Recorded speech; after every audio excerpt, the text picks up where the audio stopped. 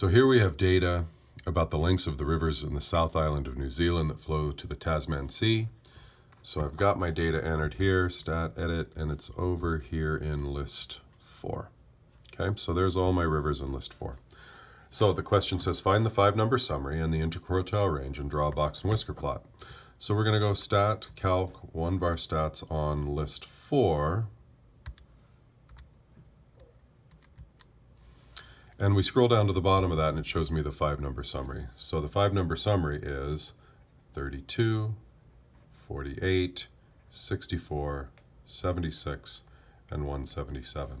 So remember, this is the min, this is Q1, this is the median, this is Q3, and this is the maximum.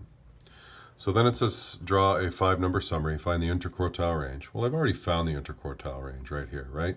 So 76 minus 148, 76 minus 48, that's 28. So the IQR is equal to 28. Do you think that's an outlier? They didn't ask me, but I'll go ahead and figure it out. So I'm going to take 28 times 1.5, and I get 42. So if I go 76 plus 42, I get 118. So any river that's longer than 118 miles is going to be an outlier. So definitely that's an outlier, and there may be others. I haven't looked at the rest of the data.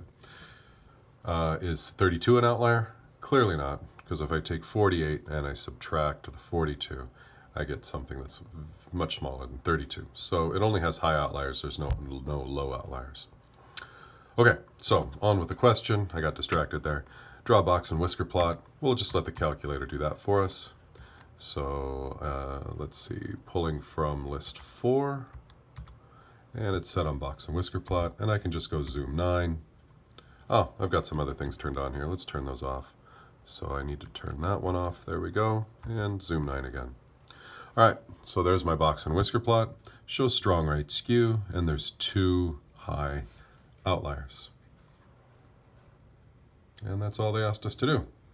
Remember, when you draw your box and whisker plot on there, you want it drawn on a scale.